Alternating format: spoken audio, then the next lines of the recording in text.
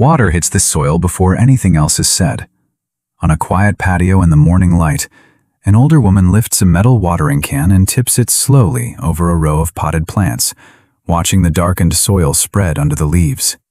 From the outside, it can look like a harmless little hobby. Maybe just one more gentle retirement habit, a soft way to pass the time. But the calm that arrives in moments like this is often doing more than people think. For many people, watering plants is not only about caring for the plants at all, it is a real ritual for lowering something inside. And if that is true, then what are the leaves, the soil, the water, and the rhythm of the hand really helping her calm down? And then something quieter begins to happen on the patio. She tilts the watering can with a steady hand, brushes a little dry soil from the rim of one pot with her fingers, and turns the plant slightly so it can catch the light more evenly. The movements are small, but they give back something immediate. The soil darkens, the leaves look more awake, the surface of the pot looks tended instead of forgotten. For many people, that matters in a way that is hard to explain. Plant care gives the body a sequence it can trust, a rhythm of touch, response, and presence. Instead of trying to think herself calm, she is letting attention settle into something alive that answers back in quiet ways. And that is only the visible layer. What looks peaceful in the present is often built on a much older pattern underneath it. This way of calming down does not always begin with a love of plants. For many people, it begins with a life spent tending, maintaining, noticing what needs care before it starts to fail. At the back edge of the yard, a pair of pruning shears rests beside a pair of gloves. She clips one yellowing leaf, picks a dry stem from the soil, then stands there a moment longer, as if reading what the plant is telling her. After retirement, after the work rhythm changes, after certain roles grow quieter, the body can still remember what steadied it before. It remembers the feeling of being most at ease while quietly tending something living. And that is where plant care begins to carry more than simple pleasure. And this is where the habit begins to show its quiet strength. At the potting table, she presses the soil gently around one stem, lifts a fallen leaf from the wood, and wipes a thin ring of water with the side of her hand. Nothing dramatic changes, yet something inside her does. People like this often know how to slow themselves down without feeling useless. They do not need a big event, a big conversation, or a big achievement to feel present again. They need a living thing that responds to care in honest, visible ways. That builds attention, steadiness, and a private kind of calm that does not ask to be explained. But when this becomes the one place the nervous system trusts most, the comfort can start carrying a hidden cost along with it. The harder side appears when plant care becomes the safest place inside the day. In the late afternoon, with the wind picking up a little, she goes back out to check the pots again, touches the soil even though she watered that morning, and steadies one leaning stem longer than it really needs. This is where the line between care and control can begin to blur. A ritual that once helped her settle can quietly become the only thing that settles her. Sometimes she is not only caring for the plants, sometimes she is trying to clear a kind of inner noise she cannot clear anywhere else. And when a leaf burns, a plant droops, or the weather interrupts the rhythm she counts on, the unease can rise faster than other people would ever guess. And this is where people often misunderstand what they are seeing.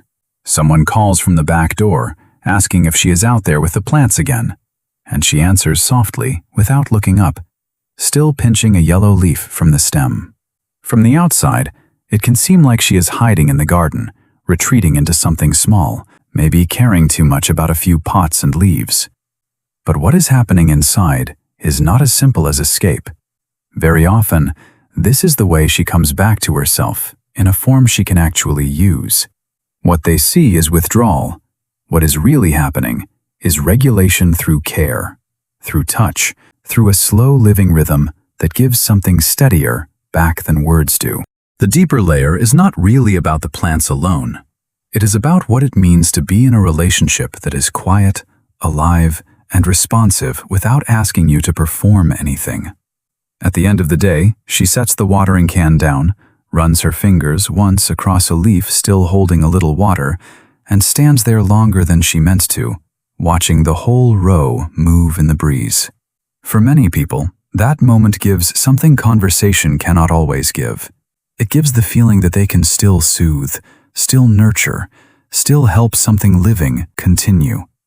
And when the leaves lift after water, some people do not only see a healthier plant, they feel their own inner rhythm come back into reach through their hands. Sometimes the gentlest question is whether you are caring for the plants because you love what is alive, or because they are the only place your inner noise finally settles. That does not make the habit fragile. It means routine, touch, and quiet care have become honest ways your body finds its way back to calm. And once you can name that, watering plants stops looking like a small pastime and starts to look like self-respect. What many people wish others understood is that calming down around plants is not always just a pleasant hobby.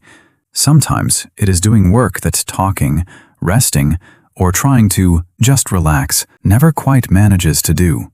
They see someone who likes quiet, likes leaves, likes staying out on the patio a little longer than necessary. What is really happening is much more private than that. A person is finding their way back to an inner rhythm through something slow, living, and responsive. There are people who do not settle by explaining their feelings. They settle by caring for something alive. Some people calm down by caring for something alive. By the end, the watering can is no longer just a tool sitting beside the pots on the patio.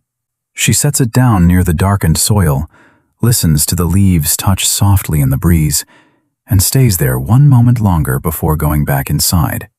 That is where the meaning changes. What has been soothed is not only the plant that just received water, it is also the part of her that had grown tense, scattered, or hard to settle without something real to touch. Some people do not turn to plants because they are overly soft or because they have too much time. They turn to them because caring for something living is one of the few ways calm becomes reachable again. And maybe that is the quiet truth underneath it all. The fear is not simply stress. It is the feeling that something inside might become too noisy, too untethered, or too hard to settle with words alone. For many people, caring for plants is not a small weakness, and not just a pleasant pastime. It is a signal. It is one of the ways a person finds a gentle path back to steadiness, presence, and a calmer way of being in their own life. Perfect. That's just right.